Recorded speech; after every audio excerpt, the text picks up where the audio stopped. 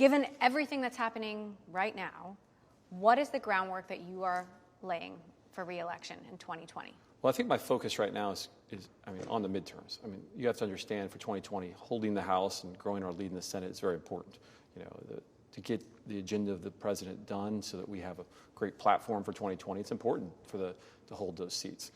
And I think that what you see is, from a campaign standpoint, us producing some supportive role in that. We're not taking a lead role in 2018, but we're taking a supportive role. We have money, we have options, we have content and creative and things we can do to help. We can help from a GOTV standpoint. We can help in other ways in several DMAs. And that's an important role for us right now is to make sure we can do everything from the president's campaign and from the committee that we can support them and to make sure we do everything to hold the House in 18. Knowing what you know now, what are some lessons you've learned? What will you be doing differently? Well, that's a deep question. What's funny in 16 was I didn't have a basis of information, so I came in with a clean slate, which I actually think was an advantage for me in a lot of ways. You'd never run a campaign before? Never run a campaign before. Well, I'd run a campaign, just never a political campaign. Lots of product campaigns, which are different. So there was a lot of gaps, and I had some great support. The Republican National Committee came in. I had Jared Kushner side by side with me on a daily basis, fighting the battles, and he was my boss and was great. I had Eric Trump also, who had we bounced a lot of ideas off each other. They were an amazing family, and I had the best boss in the world, a guy that's our comms director. He's our political director, and he was always leading the right direction. But I think what really I learned was, how important it is to understand the data. I knew that going in, but now I even know it more. To learn to ask questions from those who have had experience. I've been doing that even more now. I've been doing a considerable amount of reading and understanding past electorates going back hundreds of years. I've done everything I could to educate myself on anything that's ever happened. This will be a much more grinded out long haul for me as campaign manager. It'll be but I also believe if the president finishes what he's going to do by getting rid of the unfair balance between China and the tariff problems, if he continues to grow this economy the way it does, people's wages keep increasing, personal economies improve. I think as he continues to solve national security issues and make the world safer, I don't know if it'll take me a lot of work. It might actually end up being where I get to just drink Starbucks on Election Day. You made 5.9 million Facebook ads last time around. Hillary Clinton made 66,000. Will you make that many again? This is for super, super precise micro-targeting. Yeah. I don't know that answer yet. We have to see what the playing field is. Some days I wake up and I think that Facebook, Twitter, Google, all of them will maybe not play fairly. What do you mean? Well, maybe they decide that they want to make the API a little harder to do those things. Maybe, like right now, Facebook, it used to be that we could put an ad up in a few seconds. Now it takes a couple days. So it's really hard to put up 5.9 million ads when you can't use the API automatically. And you recently met with Facebook executives. I met with Facebook, and I brought up that as one of my items that I was very frustrated with. I went straight at them, and I said, this is a kind of a change that is biased towards us. Understanding how our technology works, you created a rule which made it more difficult for us to use that.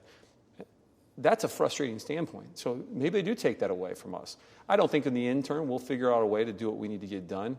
I think by that time, and I think right now, we have a popular president. He's more popular than he was on Election Day. He's the most popular Republican president in modern history. And I think that we'll see a successful candidate Trump in 2020. It's ironic that you're frustrated by Facebook, given that some people believe Facebook played a critical role in winning the election. Well, I've been very specific that I think Facebook's how we won in a lot of ways. I think President Trump won. I think Facebook is that 0.1% that delivered his message. I think if Facebook wouldn't exist, it would have been a lot tougher. Facebook connected the country. It's connected rural America, cities, and people all across this country in different types of backgrounds. And it's doing exactly what it was designed to do, which was connect us all. I think Facebook also is a liberal company that maybe its management isn't, but it has an inherited bias, just like these other companies. It's based in a place that is probably extremely biased. I can see it today being up here talking to you. Northern California is not Eastern Kansas. And their employees have bias. And those decisions probably go into every line of code they write and everything they do. And that's going to be something they have to swap at and try to kill. But I will tell you, I do think Facebook, probably more than all the companies, is trying to kill it. The question you're asking me is whether or not they can crush that. And I don't know if they can. I think the inherent bias of those companies is significant. And I think it's up to me to be a person as a leader in our party and someone that's running the campaign to make sure that those companies are held accountable, that they do everything they can to try to kill those internal biases and to provide an even playing field for this country. What about Twitter? How has your Twitter, engagement been with them? They did not contact me back from the letter that we sent. I have spoken to Mr. Dorsey a couple times. I do feel that company is even more squandered with bias. It's, I think the platform itself is not that useful other than putting out press releases and for the press to figure out what's going on in the country. Also ironic given that Twitter is the president's megaphone. And no, that's what I said. It's great for press releases, but I do not think it's I explain it like this. Trying to convince somebody on Twitter of something is like going into a bar at 1:30 a.m., right before they turn the lights on and try to sell somebody something. If you can do that, then you could sell something on Twitter. Facebook's much more like church on Sunday. There's concerns about Facebook engagement and trust in social media. What are the digital platforms in 2020 that are going to matter most? Yeah, I do think that YouTube from Google is going to end up playing a big role. I think as we see cable TV move over to internet-based kind of shows, the continued use of watching television and content on TV, on the internet, is a significant change from TV. And I do think YouTube will play a role, a larger role than it played in 2016. But how so? Well, I just think that where eyeballs go. Remember, eyeballs are finite in some ways, right? So you can only place them so many times. If you're watching Facebook for 4 hours this year, but next year you're watching 3 hours of Facebook, but 1 hour of YouTube, that changes. So we're going to monitor where eyes are going. I think YouTube continues and Google continues to work on that platform and make improvements. I think what Google has done to the search algorithm also to put YouTube results at the top, they continue to put a lot of focus and they understand the value of that platform. So we're watching it closely. We're using it for a lot of things now.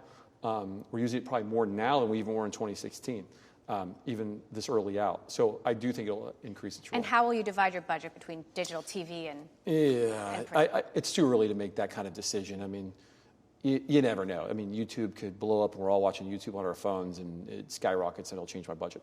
When the day I have to make my budget decision and I make that with the team is the day I'll split that all up, and that might change hour by hour too as we see the data come in.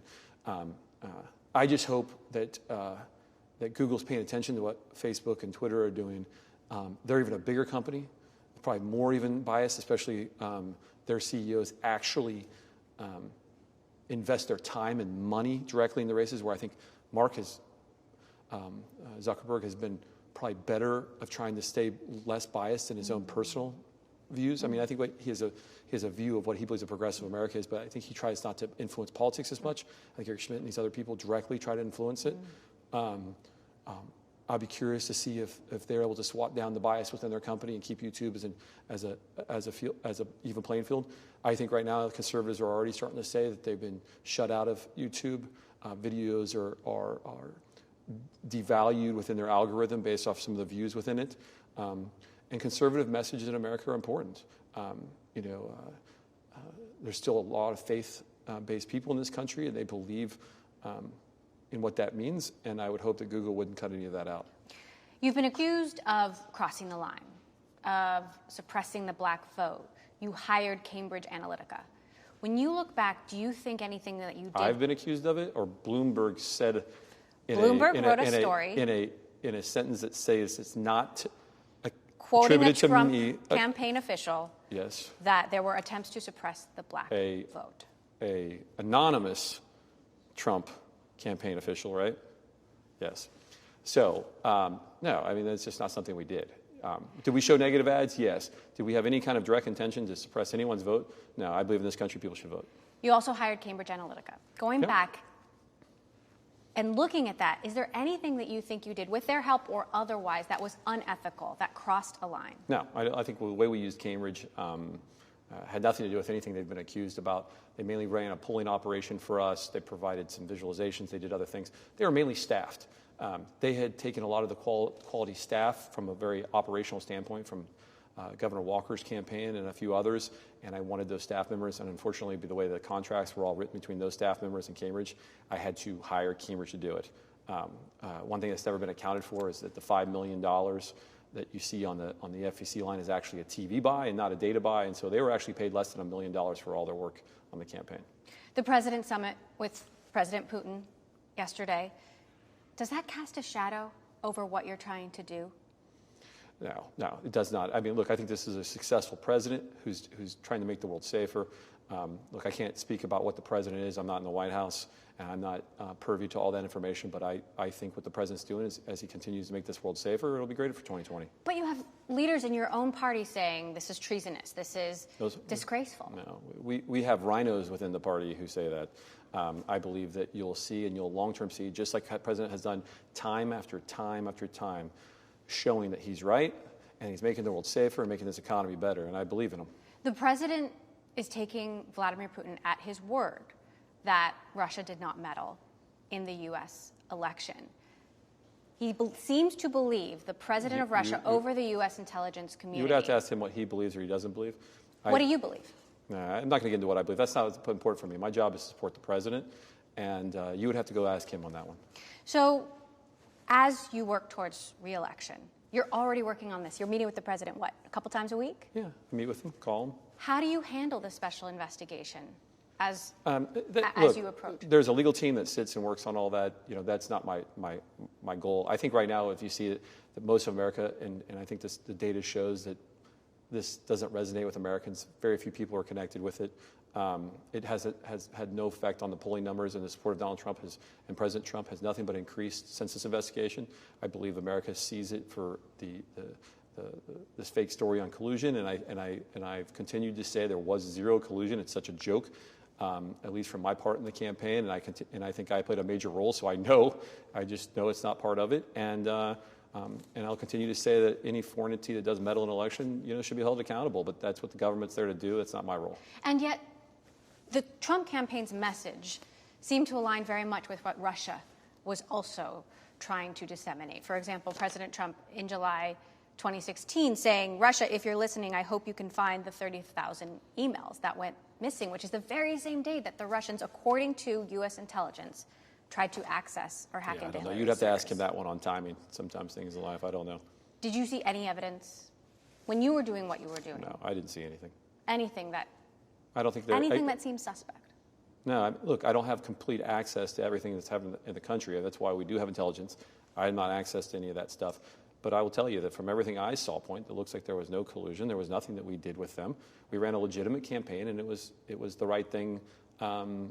We did everything the right way, and we ran a completely legitimate campaign. And it's unfortunate that some people just didn't like what happened, and so they have to make these conspiracy theories up to explain what they don't like in life. Are you worried that Americans can be manipulated online by foreign powers? Does that concern you? No, I think Americans are smart enough.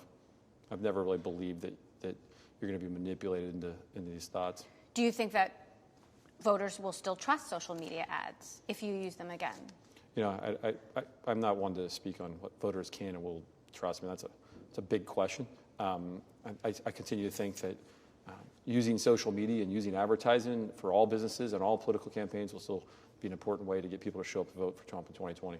So, going into the next couple of years is going to be a hard slog for you. What do you think is one thing that voters really care about that's not being talked about in the mainstream conversation? I think that the media has completely so infatuated with so much of their conspiracy theory, they believe it themselves, and they just forget to notice that the economy is getting better, the world's getting safer. More people last month quit their jobs, I think, in the history of the United States, if I believe I heard that number right. And the reason why is because more opportunity they've ever seen. And people are waking up every day thinking today life's going to be better. There's going to be a better chance for them. There's going to be better choices for their children. And when that continues to happen, I think Trump wins in a landslide in 2020. And if the press doesn't want to talk about it, it doesn't matter because people are going to wake up every day and they're going to feel it. How do you, as his campaign manager, deal with the unpredictable tweets and a president that seems that he cannot be controlled, or maybe he can be? Can you control him? I think there's one person that controls him perfectly, and that's himself. Is it frustrating for you, though, as his campaign manager? Look, there's days I wake up and I'm like, okay, why? But then I talk to him and then I'm always like, yeah. And by the time, even when the times I probably question it, he just continues to be right. I don't do that as much as early on when I had to learn. But, you know, he has a heck of a high batting average. And he's made himself into a beautiful family. He's made himself a very wealthy man. And he made himself president of the United States. And I believe he's solving these world's problems and this country's problems. And I believe if his style is the way that gets done and my children have a better opportunity, then I will support it every day for the rest of my life. And yet, on the back of this meeting with Putin, do you think he looks strong or do you think he looks weak? I think he looks exactly as strong as the people he needs to. I think there's a small amount of this media that has a lot of power, that likes to make the message the way they wanted to make it. And they think they can control it with their written word. You were called the secret weapon in 2016. What's going to be the secret weapon in 2020? Donald Trump. That's not a secret. It will be, because he'll come up with something new. Will Trump win in 2020, and by what margin? Yeah, I 100% think Trump will win in 2020. I'm not going to start predicting margins yet, but I like the question.